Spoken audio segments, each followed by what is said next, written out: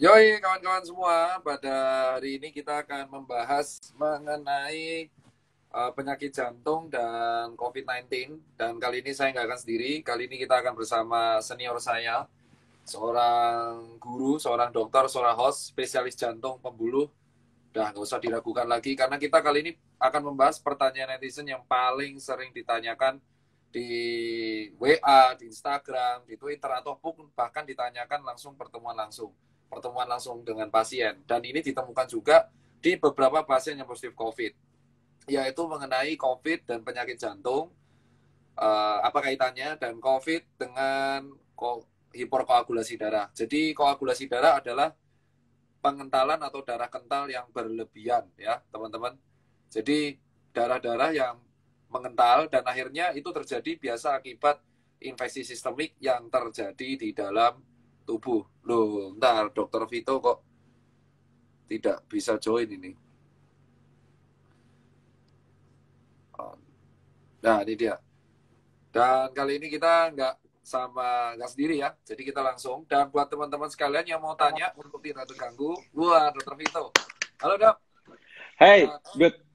Halo dok, kayak buat aplikasi kalian bro. semua, ya, yang lagi nonton, untuk komen saya turn off agar tidak mengganggu komunikasi antara kita berdua, karena komen-komen yang terlalu banyak itu jujur ngebuat agak lemot ya. Jadi kita turn off komen dulu, dan kalau yang mau tanya silakan langsung di Q&A.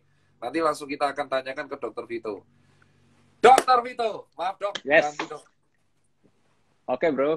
Dokter Vito, kita kenalkan dulu kawan-kawan ya. Dokter Vito, kalau buat teman-teman yang belum tahu, beliau adalah juga selain dokter jantung, beliau adalah host, pengajar juga, edukator juga. Jadi beliau sekaligus edukator sekaligus kurator. Kurator itu yang mengobati-ngobati ya. Nah, Dokter Vito, langsung aja Dokter Vito. Yes. Mungkin ini pertanyaan sering diulang-ulang, tapi kali ini netizen itu request ke saya selalu menggunakan, nggak apa-apa dok, bahasa medis biar kita lebih paham dikit.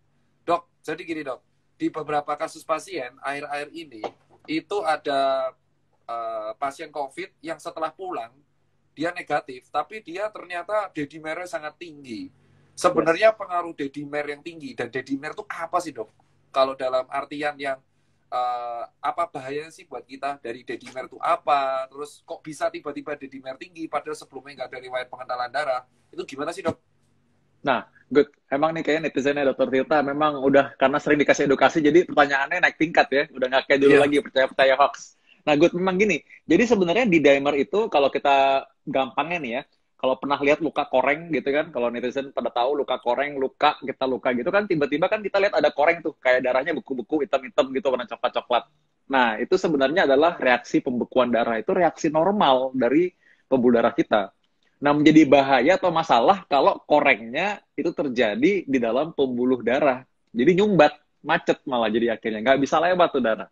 Nah, masalahnya COVID ini, dia juga bikin peradangan dalam pembuluh darah. Jadi bukan cuma menyerang paru-paru aja, jantung juga kena, termasuk pembuluh darah juga kena. Nah, ketika terjadi inflamasi itu, peradangan itu, nah itu jadinya pembekuan darah terjadi di dalam pembuluh darah. Bisa bikin nyumbet. Nah, terus gimana?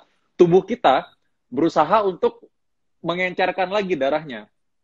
Nah, akibat dari usaha tubuh kita untuk mengencerkan darah itulah ada bekas-bekasnya. Itulah disebut dengan dedimer atau didimer bacanya sebenarnya. Dedimer itulah yang kita bisa pantau dengan pemeriksaan laboratorium. Oh gitu. Nah dok, sekali lagi, kok bisa sih dari COVID, ini kalau orang awam kan langsung mikir, dok kok bisa sih dari COVID-19 yang menyerang paru, kok tiba-tiba bisa membuat peradangan yang masif di dalam darah? Kan logikanya kalau ada koreng di luar, berarti ada koreng di dalam, berarti ada peradangan di dalam. Kok bisa COVID bisa memicu peradangan itu? Gimana sih dok? Nah, ini benar nih. Kalau saya orang Jawa ya dok, saya ngikutinya Kendian yo dedimer, jadi maafkan saya dok ya. Jadi Ya kenapa udah. sih dok bisa tiba-tiba terjadi peradangan? Apakah ada yang memicu? Atau COVID kan secara nggak langsung menyerang pembuluh darah, dia memang reseptornya di pernapasan, tapi kok bisa tiba-tiba memicu peradangan masif di pembuluh darah? Nah, ini dia memang. Aku ikut deh pakai dedimer deh bacanya. Jadi dedimer ini memang bisa terjadi demikian. Kalau kita pakai istilahnya Dokter Tirta nih bagus nih istilahnya sehingga orang bisa mengerti ya.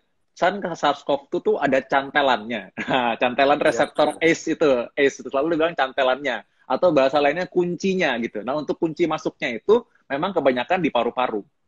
Tapi begitu SARS-CoV-2 itu masuk ke dalam, sebenarnya kunci itu yang punya bukan cuma paru-paru. Kunci itu ada juga di jantung. Ada juga di pembuluh darah juga ada. Jadi, virus itu bisa masuk juga ke pembuluh darah. Makanya bisa luas tuh. Akhirnya bercak-bercak putih itu juga disertai dengan orang-orang yang punya gangguan pembekuan darah.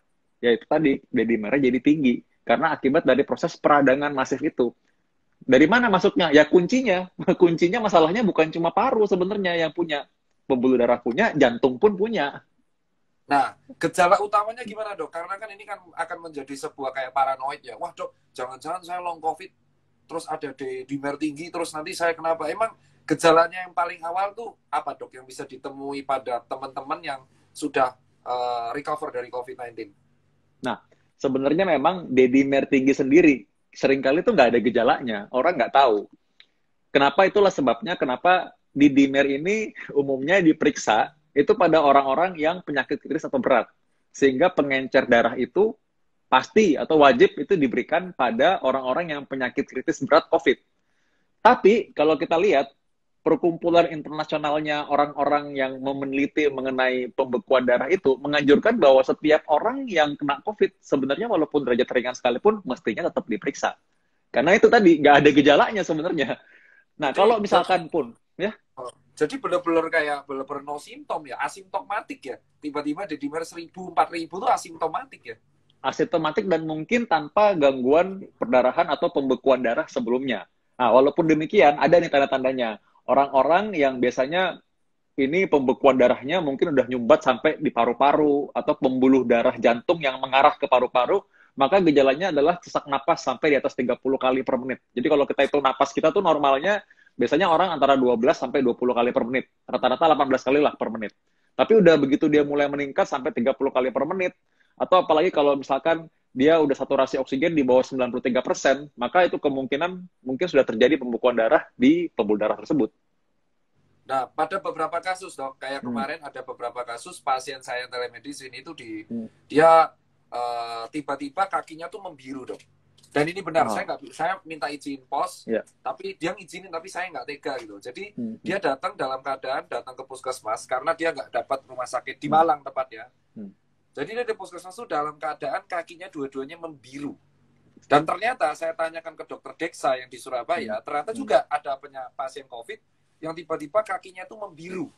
Apakah itu salah satu efeknya dari D-dimer yang tinggi? Lalu menyebabkan darah kental terus menyumbat? Ya, benar Dr. Tita. Jadi pembuluh darah kita itu kan ada di seluruh tubuh, termasuk di pembuluh darah kaki kita. Nah, jadi kalau misalkan dia membeku di dalam pembuluh darah kaki yang harusnya memberi makan atau memberikan suplai darah ke ujung-ujung kaki kita, terus udah gitu dia ada sumbatan. Nah itu, awalnya biru, lama-lama pucet, lama-lama akhirnya nggak berasa, dipegang juga nggak rasa, kayak baal, kram gitu, bahkan sampai mungkin kehitaman. Itu pembekuan darah. Ada lagi yang lain nih, kalau dia menyumbatnya di pembuluh darah yang harusnya kembali ke jantung, pembuluh darah vena gitu, darah kotor lah, kalau mungkin data netizen tahu kan darah kotor, darah bersih. Darah bersih itu harusnya dari tubuh kita, sel-sel tubuh kita itu kembali ke jantung untuk dibersihkan, tukar sama oksigen. Nah, ini pembuluh darah balik itu, yang akhirnya penuh dengan bekuan darah, itu kaki jadi bengkak. Kadang-kadang bengkaknya. Iya, benar. Kayak DM berarti ya, kayak CKD, kayak DM ya, kayak gagal. Ya itu. Yes, benar. Jadi bengkak. Nah, ini hati-hati sekali.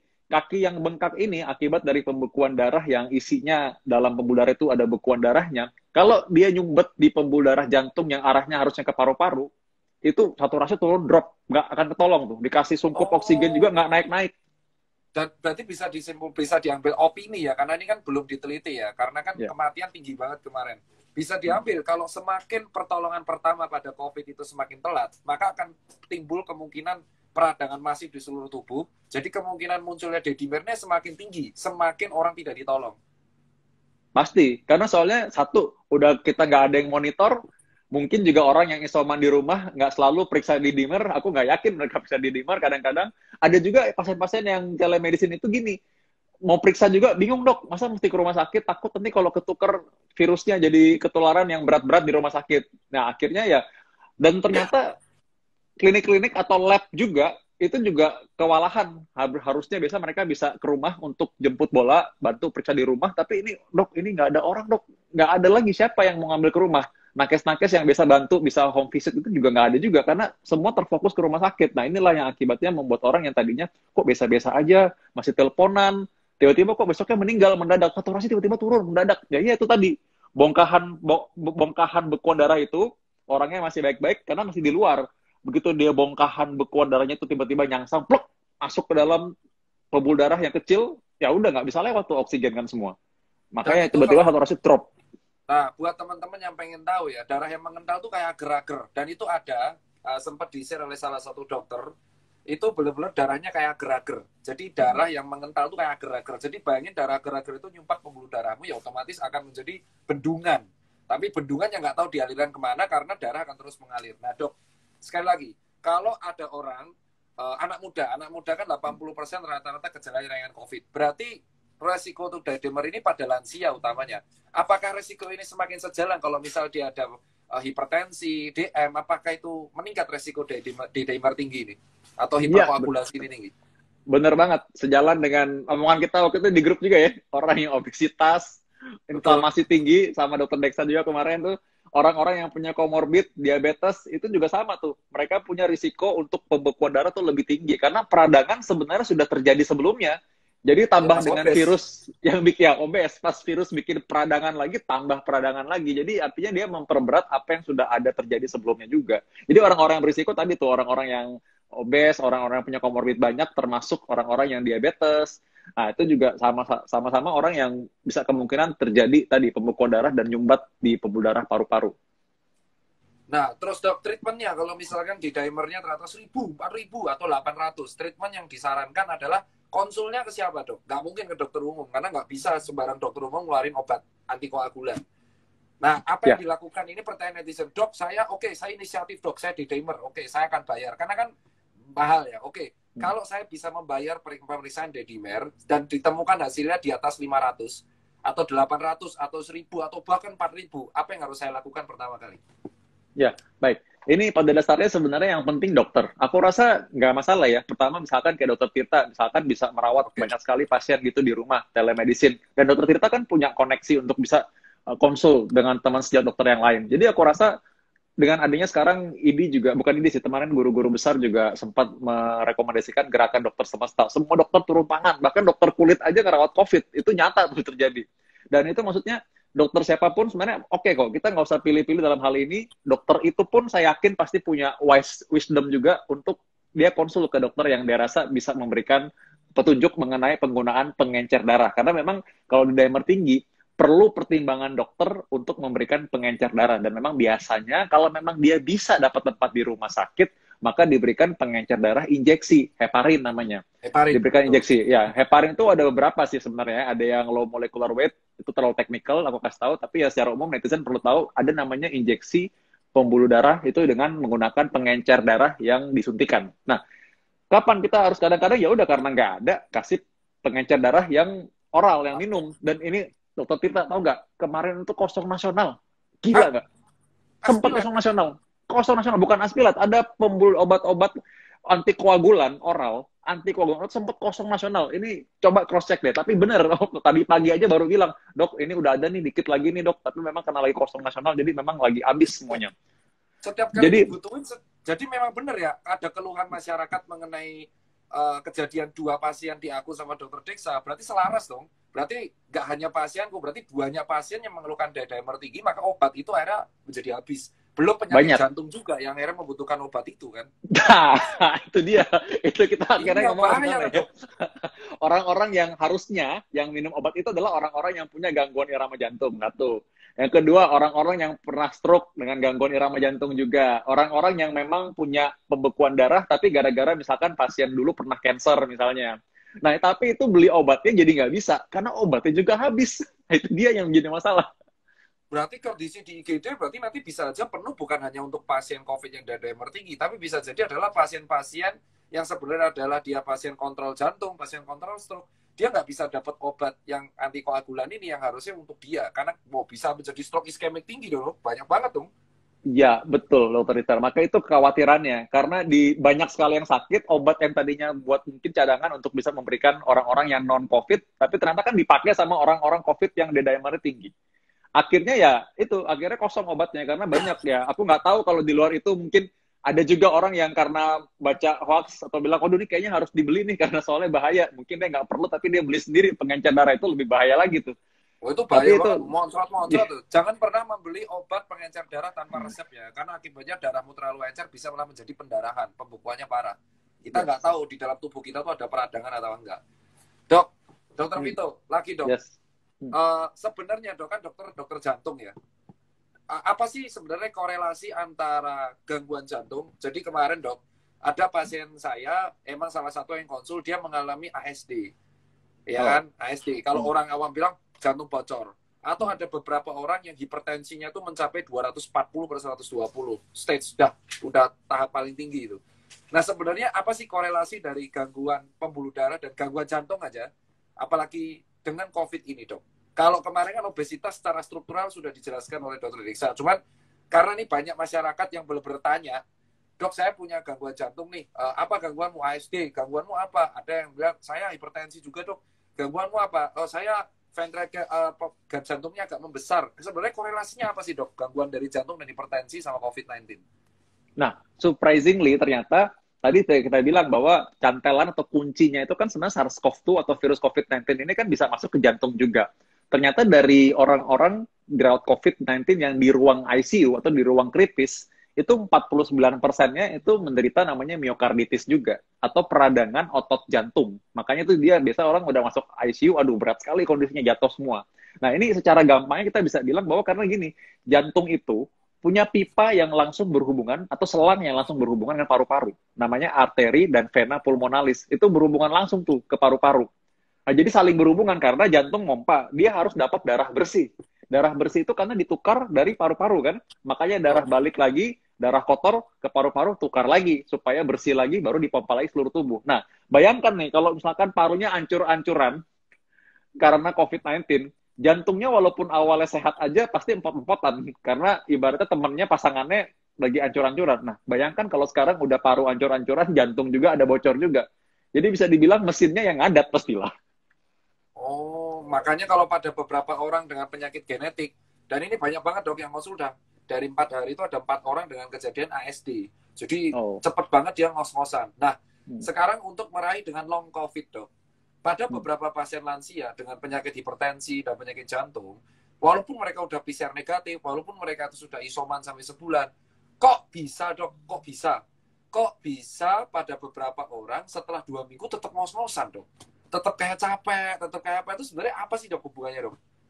Nah, ya, long COVID ini memang kan bisa terjadi pada sekitar 80% orang yang COVID-19. Dan ini terkait dengan pembahasan kita sekarang, pembahasannya kan lagi D-dimer dan tadi pembekuan darah ya. Saya tidak jarang nih, artinya cukup sering, menerima pasien yang habis long COVID, D-dimer tetap tinggi. Jadi D-dimer ini tetap tinggi, padahal dia udah lewat 2 bulan, sebulan yang lalu kena COVID-nya, udah sembuh. Itu masih tinggi tuh D-dimernya. Itu kita belum ngomong mengenai masalah orangnya mungkin ototnya masih tentu saja kan masih kayak aku selalu bilang gini, kalau kayak kamu nih lagi berantem misalkan, baku pukul sama orang lain, lah yang mukul mana? Udah pergi. Tapi kan bonyoknya masih ada, memernya masih Oke. ada, dipegangnya sakit tuh. Ya itu sama Analoginya kayak, masuk dok. ya, Analoginya masuk dok. Betul. lah kayak orang kena COVID ya dokter Tirta kan, ya kan habis sakit kenapa ya, udah sembuh 14 hari, kata dokter Tirta, aku udah sembuh, nggak usah PCR lagi katanya, tapi kok masih lemes ya, lah itu karena Itu. bekasnya masih ada. Oh iya dok. Berarti itu yang dinamakan recovery-nya ribet. Berarti bisa jadi karena darahnya kental, peredarannya lama, maka mereka jadi gampang ngos-ngosan karena ya kental itu. Ya, Kalau memang gimana dok? inflamasinya atau Ya. peradangan dari pembuluh darah itu mungkin masih bertahan dan dia tuh merusak. Jadi gini, pembuluh darah itu singkatnya ada lapisan di dalamnya. Lapisannya itu dibilang dengan endotel. Nah, ini dirusak sama dia. Jadi kayak kalau kita punya pipa, pipanya tuh di dalamnya jadi karatan. Kalau dalam selangnya tuh penuh lumpur ya kotor. Lah walaupun itu sekarang udah beres nih kita pakai butuh waktu untuk bersihin itu semua. Untuk pulih kembali tuh perlu waktu. Itulah makanya akhirnya di demand masih tinggi dan mungkin orang juga masih sesek di samping long COVID pada paru-paru juga masih ada ya. Mungkin bercaknya kan masih ada tuh bekas-bekas Betul. GGO-nya. Sisa jantungnya juga mungkin masih ada butuh pemulihan juga. Badannya, ototnya semua butuh pemulihan juga. Dok, Hmm. berikutnya dok. Hmm. Pertanyaan berikutnya tentang jantung karena ini sangat sangat sangat menarik. Kalau ada orang dengan penyakit jantung dan dia kontrol, gangguan irama jantung nih paling sering. Dia let's say dia pakai bisoprolol, let's say. Ya, Dan ya. ternyata dia COVID-19. Apakah obat jantung ini harus dihentikan atau dia dilanjutkan? Atau Ya. gimana, Dok? Nah, benar ini. Ini pertanyaan cerdas nih. Memang karena ini seringkali kita amati orang sudah punya penyakit jantung sebelumnya. Iya, aku tahu ya. Soalnya ada yang pakai bisoprolol, 4 orang tanya, dan itu saya list data. Dia tanya, saya pakai bisoprolol, apakah saya harus stop atau enggak? Karena saya saturasi masih 90-an. Dan itu usianya 62 tahun, dia tinggal di daerah Bogor, Bekasi, sama Surabaya. Maaf dok, saya potong.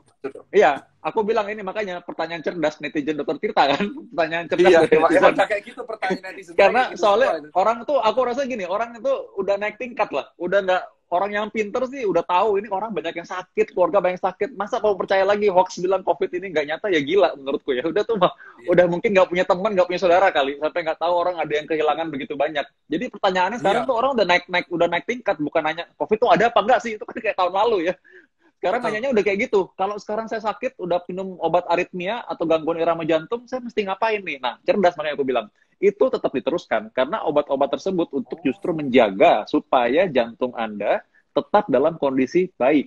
Dia menjaga, bisoprolol itu kan contohnya tadi adalah membantu supaya orang yang punya korslet irama jantung, suka lari-lari irama jantungnya, bisoprolol itu berusaha untuk ngerem supaya kamu nggak terlalu cepat. Nah sekarang kalau misalkan kita lagi sakit, memang kita tentunya mau jaga supaya mesin jantung ini nggak dipakai gas-gasan, lari terus. Tapi justru tetap perlu, makanya diperlukan, mencegah aritmia juga atau korslet jantung tadi.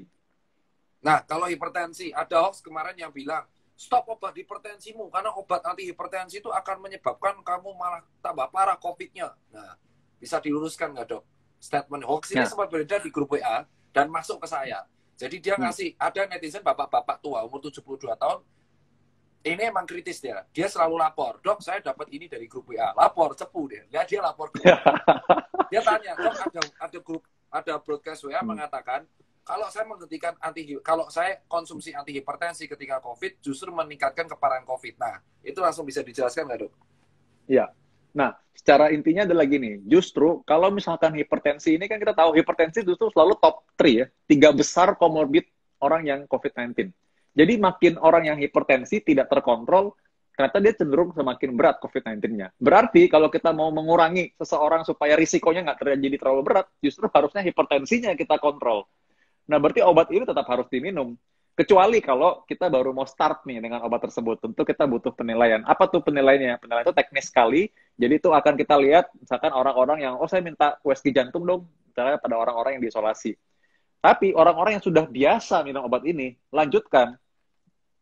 Justru itu harus dilanjutkan. Berarti tidak ada larangan. Nah, terus kalau ada orang mau konsul, dia bukan COVID, ada nih, banyak. Dok, saya pasien jantung, ya kan? Dan kita tahu konsulen-konsulen tidak semudah dokter Vito. Dokter SPJ itu rata-rata udah pun sepuh-sepuh semua. Kalau ada orang pasien jantung rutin yang harus kontrol terus tiap bulan untuk mengontrol kegiatan jantungnya, sementara ini COVID, apa yang harus kita lakuin? Ke poli, takut kena. Tapi kalau kita diem aja, ntar meninggal dunia, ntar malah serangan jantung. Terus gimana dong, dok? Apa yang harus dilakukan pasien-pasien ini, dok? Idealnya? Yes. Idealnya satu, sebenarnya ini kayak sekaligus meluruskan statement banyak orang yang bilang, kenapa nggak semua rumah sakit ngerawat COVID? Ya karena memang ada rumah sakit yang kita jadikan green hospital dalam tanda kutip, supaya mereka relatif bersih. Artinya tidak ada yang COVID di dalam, sehingga orang-orang yang memang penyakit kronis lama, ini harus tetap masuk rumah sakit, dan mungkin ada butuh pemeriksaan evaluasi khusus di sana. Nggak mungkin USG jantung masuk isolasi mandiri, didapat di rumah, nggak mungkin diantar-antar. Ya nggak mungkin, logikanya kan nggak mungkin kan. Nggak mungkin orang-orang yang sakit dada di rumah, ini kayaknya harus CT scan atau kateterisasi, nggak mungkin dibawa ke rumah. So, jadi salah satu cara untuk bisa menekan orang-orang yang berat supaya tidak jadi penuh tuh ICU adalah mengontrol, mengendalikan orang-orang yang sudah punya komorbid. Sama kayak vaksin kan. Vaksin kan mencegah orang menjadi berat. Sebenarnya mirip nih analoginya. Karena komorbid yang memperberat seseorang COVID jadi kritis, maka kita kendalikan komorbidnya supaya dia tidak cenderung menjadi berat nanti kalau seandainya pun amit-amit terkena COVID-19. Nah, jadi tetap dia harus mendapatkan evaluasi.